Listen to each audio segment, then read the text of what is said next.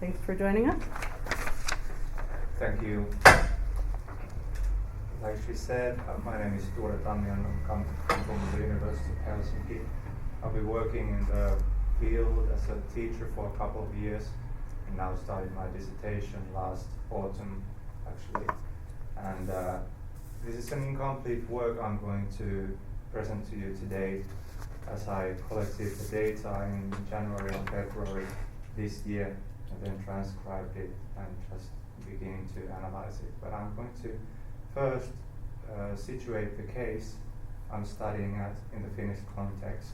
Then I'm going to talk a little about the case. Then I'm going to situate myself in the case.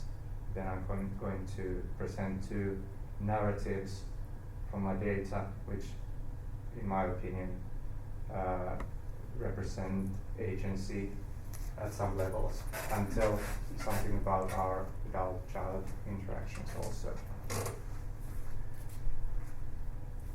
So, I don't know if you have in your countries talked about mold schools or indoor air problems, dampness, stuff like that, because it's become a big problem in Finnish schools, especially in the buildings that are constructed in the 70s and in the early 80s, because they didn't know how to build that in that era, according to some experts at least. So the biggest debate is with our publicly funded buildings, like schools, kindergartens, hospitals, and so on.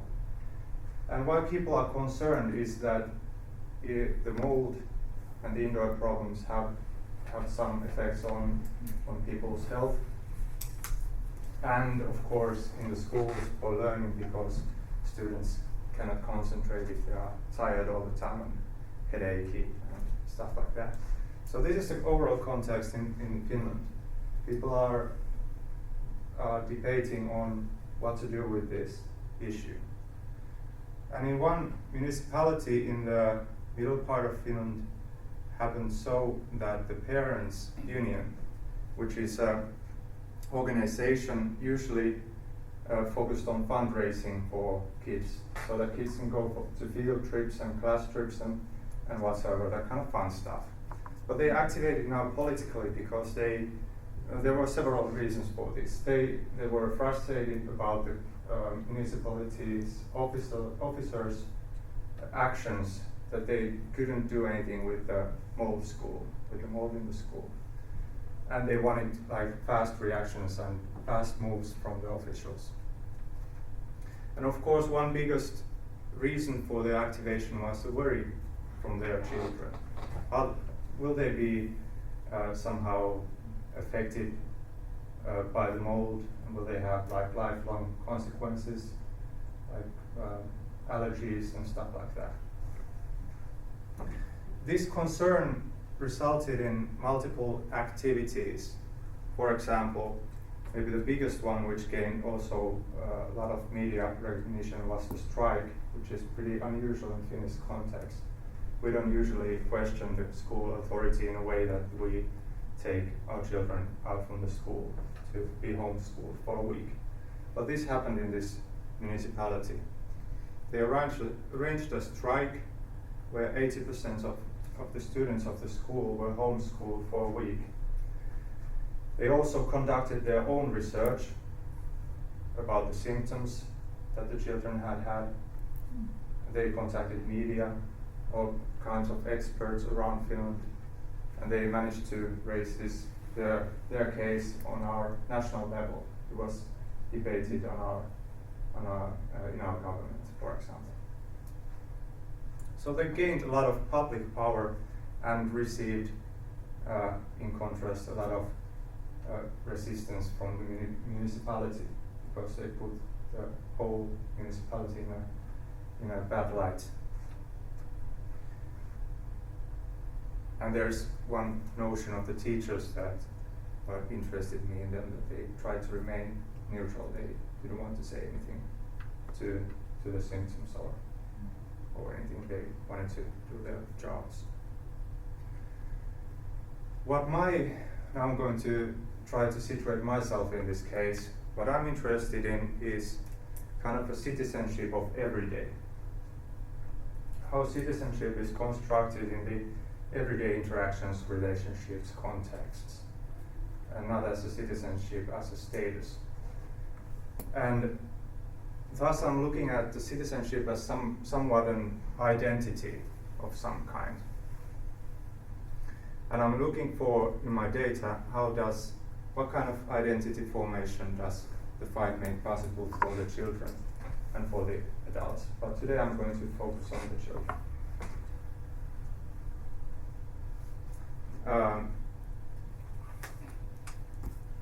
I don't go to Holland and Lakiote at the moment, but maybe I'll come back to it later.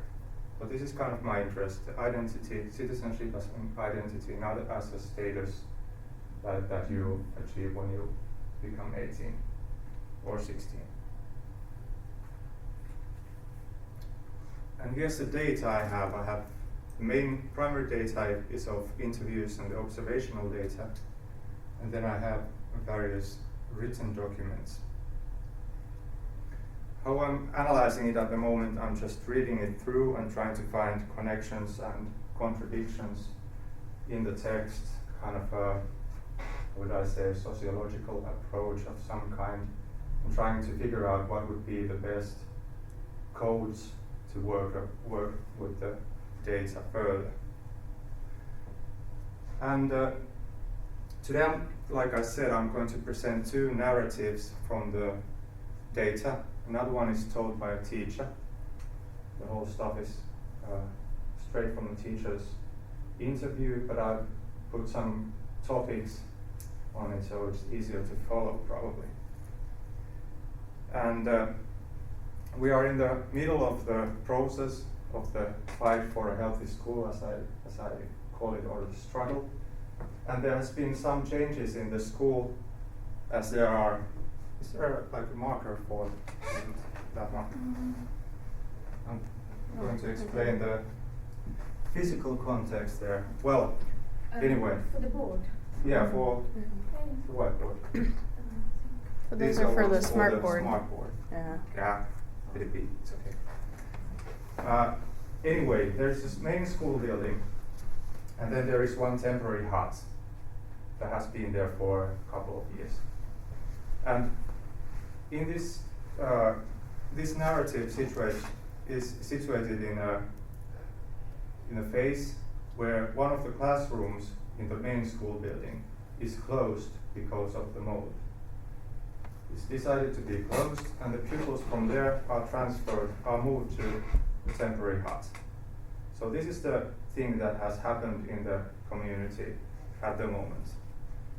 And students come to school and they have some questions. This is how teacher tells the story. And they came to school and they had art lessons held by another teacher. They started to talk about this issue between peers, and apparently things talked about at home grew so huge in the school that they experienced that, why aren't these classrooms closed and why do we have to study here? They went to the corridor to lie down and complained, now I have a headache, I feel sick. So the students had experienced some kind of inequality in that some students from the school have been moved to another healthier building. So they are worried of their health, probably. This is how teacher answers to them. Then I came and talked with them, and I suggested that school nurse will come in the afternoon and listen to what health issues you have. I don't understand so much about them myself. And we made a deal. They calmed down and came into the classroom, and we studied the day in the normal manner until the school nurse came in the afternoon. So the teacher was able to make a deal with the students that now we just continue it like the school day as it is supposed to be continued, and the school nurse will answer your problems. He made a promise to the students. And then another conflict comes. We didn't clearly plan what she should speak, and she spoke approximately the same calming downs as I did, and had no intention to listen to individual children's concerns. The children experienced this as downplaying, and I think there were 4 students who skipped the rest of the classes as a kind of a protest. So there's kind of what I hear from the teachers' talk is that he recognizes that the children wanted to be heard. They had some concerns they wanted to bring to adults' knowledge, but that the adults failed to do that. So the children experienced that as downplaying and decided to leave the school, remove their bodies from the school. And the story continues from here because there hasn't been the moral yet in this one. And there were only few students left, and we spoke that, can you leave the school in the middle of the day? That is in no way. And these who stayed in the school wondered how they could do it. Then we of course contacted homes that this is not acceptable that students leave in between the school days, as the surveillance of the walk between school and home is not arranged. Student is basically on school's responsibility. The first part of it, as I understand it, is about disciplinary talk. How a teacher uses the case in disciplinary purposes in the classroom, like maintains the institutional order and the purpose to maintain order. And the rest of the part is referring to responsibility, like the role of the school in taking care of the students. And this is, I find pretty interesting that he brings the surveillance of the school trip, that this is the biggest argument between about what the pupils did, and it's not the act itself, but it's how to manage the surveillance. And first, when I looked at this case, I thought that it was there, but he continues it with two little sentences that I find particularly interesting. There happened kind of a workplace accident. I had promised them something the school nurse didn't fulfill. And we'll come to this in a while.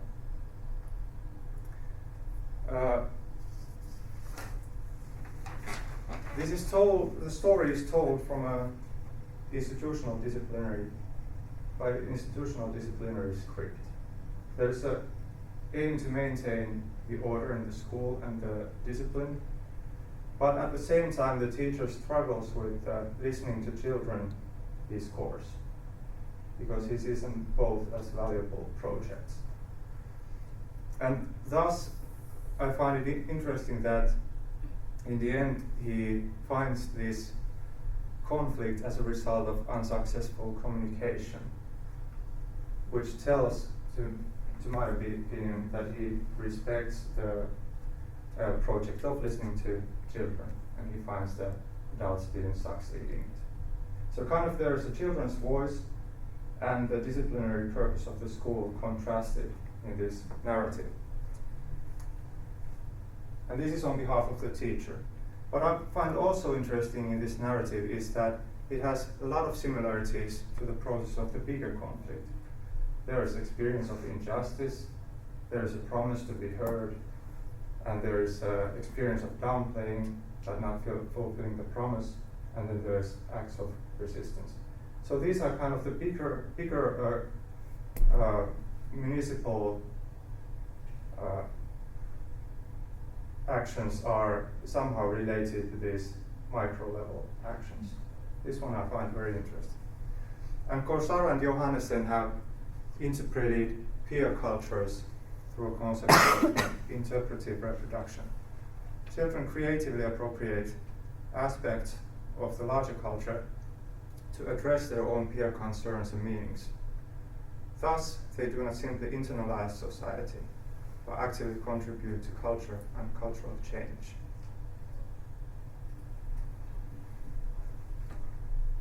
And this might be happening here. It would be interesting to hear children talk about the same case, but unfortunately I don't have these children as my informants who have committed this act. Okay, let's move on. I have another narrative. It's from the same era of the conflict or the struggle. And from the closed classroom, some of the materials were brought into the temporary hut where the students moved. So the materials were moved with the students to a temporary hut. And this is one 9-year-old girl who finds this somehow problematic. First, she takes a stand. They were supposed to be ozonized, and they were only sanitized from the top. It doesn't help. This refers to a bigger discourse in the community. The parents' union is of that mind that they want all the materials, if they are brought from the mold school to the temporary huts, they want them to be disinfected in a proper way, ozonized, not just wiped from the top. And she uses that argument. And then comes the regulating of behavior part, the one that we also discussed today downstairs there, what agency might mean. And this is how she tells it. And then, we have the xylitol drops we can take after the meal. They were kept in that closet with all the other stuff from the closed classroom. So luckily I didn't take them. I always pretended forgetting to take them, and then. Now we have, I waited until the drop machines were changed into new ones with new drops. And now it hasn't been in the closet, but on one of our teachers' own shelves. So what I see happening in here is that the girl contributes to the bigger debate. First, in a form of an argument that the materials should be cleaned properly. And then through regulating her behavior, that is through committing to do a specific thing that the school wants her to do, and that is to eat the xylitol drops after the meal, because it's good for your health. But in this case, she figures out that it's probably not so good for your health because it's infected by the mold. And to interpret this, I've thought about using Holland at Laciotes' quote, "Identities formed on personal terrain mediate one's ability to organize and perform the intention of one's activity in the locales and occupations of cultural worlds." And here the locale would be school and occupation would be student, probably. Also, I find interesting that in both of these cases I see, I don't know which one of us asked the question about the body embodied agency downstairs, but I have to figure out what that exactly means, because I find interesting that they control their bodies and thus influence on the adult cultures or the adult environments.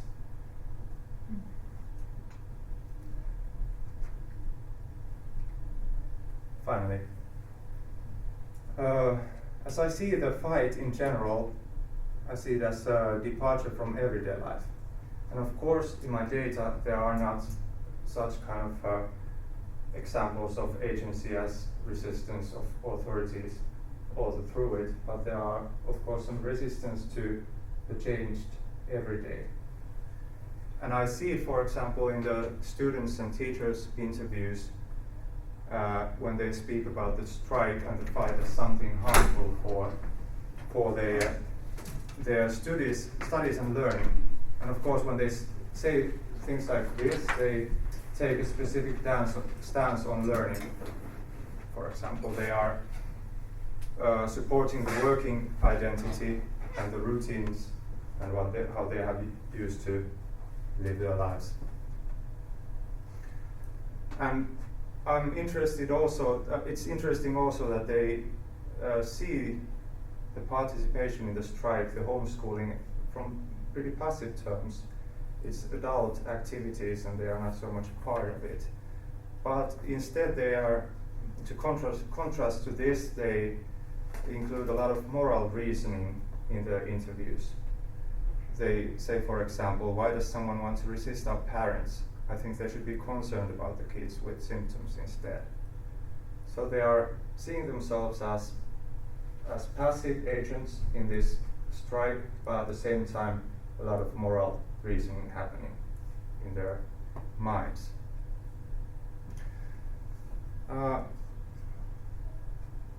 and the rest is just nonsense. But this is as far as I've gotten with my data and with my case.